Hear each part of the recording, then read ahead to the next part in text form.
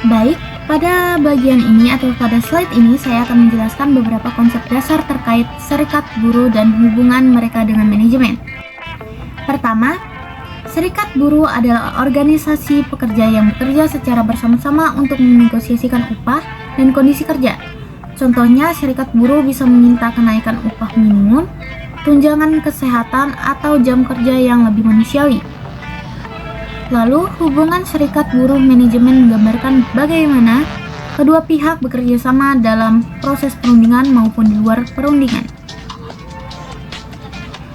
Misalnya, saat terjadi masalah keselamatan kerja, serikat buruh dan manajemen duduk bersama untuk mencari solusi agar lingkungan kerja lebih aman. Hasil dari perundingan itu disebut kontrak, yaitu perjanjian tertulis yang biasanya berlaku 1-3 tahun. Contoh isi kontrak tersebut seperti besaran upah, jadwal kerja, terus cuti tahunan, atau aturan lembur yang harus dipatuhi oleh kedua belah pihak. Walaupun tujuan buruh dan manajemen kadang berbeda, keduanya harus tetap bekerja sama demi satu tujuan, yaitu menghasilkan barang dan jasa secara efektif. Sebagai contoh, manajemen membutuhkan pekerja agar produksi berjalan dan pekerja membutuhkan perusahaan agar tetap memiliki pendapatan. Jadi, keduanya saling bergantung.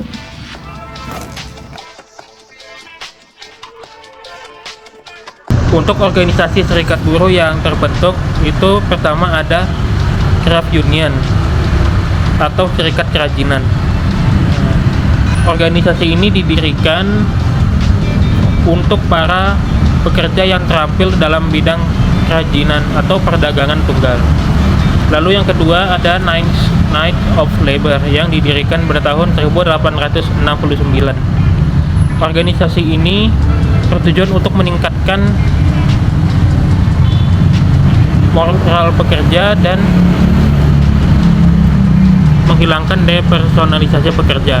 Namun pada tahun 1886 karena kerusuhan Haymarket, organisasi ini kehilangan dukungan. Lalu ada AFL atau Federasi Buruh Amerika. Organisasi ini didirikan oleh Samuel Gompers yang bertujuan untuk meningkatkan taraf hidup buruh di Amerika saat itu dengan sistem yang ada pada saat itu di Amerika. Organisasi ini biasanya menggunakan strike atau pemogokan sebagai cara untuk berdemonstrasi. Lalu ada serikat industri atau Industrial Union yang berisi pekerja terampil dan tidak terampil dalam satu industri tunggal. Lalu ada CEO atau Kongres Organisasi Industri. Organisasi ini dibentuk oleh serikat-serikat pekerja yang tidak terampil atau semi terampil yang meninggalkan AFL.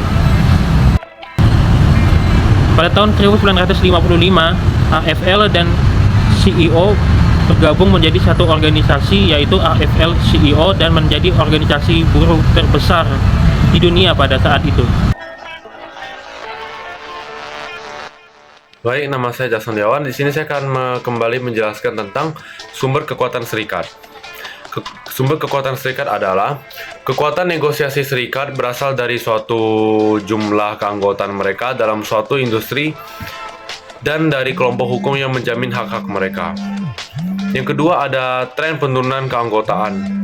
Proporsi anggota serikat relatif terhadap tenaga kerja nasional telah menurun selama 30 tahun terakhir.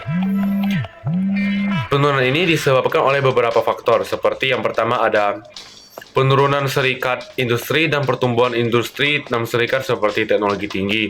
Yang kedua ada relokasi perusahaan dari daerah serikat yang kuat, seperti dari Northeast, Green Lakes, dan Sunbelt atau negara lainnya.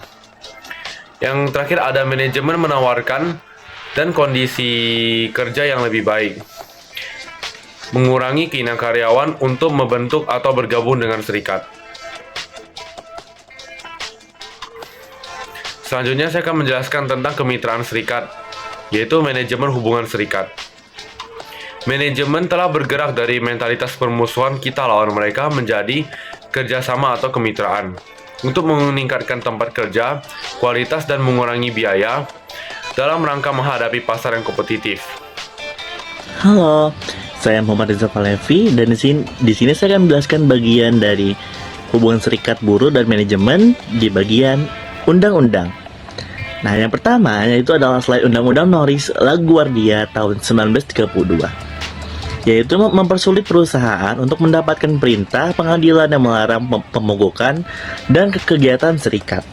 Yang kedua, Undang-Undang Hubungan Tenaga Kerja Nasional atau Undang-Undang Wagner pada tahun 1935. Yang pertama, menetapkan hak pekerja untuk membentuk serikat dan mewajibkan manajemen untuk bernegosiasi. Yang kedua, melarang praktik perburuhan yang tidak adil oleh manajemen. Misalnya, pemecatan pekerja pro serikat ataupun yang bisa disebut di zaman sekarang adalah PHK. Yang ketiga, mendirikan Dewan Hubungan Tenaga Kerja Nasional (NLRB) untuk menegakkan hukum. Nah, selanjutnya adalah Undang-Undang Standar Tenaga Kerja yang Adil pada tahun 1938, yaitu menetapkan upah minimum mengharuskan pembayaran lembur untuk kerja lebih dari 40 jam seminggu dan melarang penggunaan pekerjaan anak.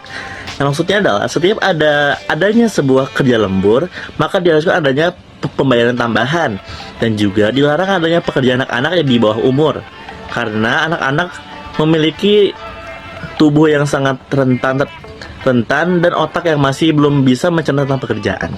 Selanjutnya ada Undang-Undang Hubungan Tenaga Kerja Manajemen atau Undang-Undang Taft-Hartley pada 1947, yaitu bertujuan menyeimbangkan kembali kekuatan serikat dan manajemen, melarang praktik perburuhan yang tidak adil oleh serikat, misalnya menolak berunding dengan itikat baik, lalu memberikan hak kepada negara bagian untuk mengesahkan undang-undang hak untuk bekerja atau right to work laws yang memungkinkan karyawan bekerja tanpa bergabung dengan serikat.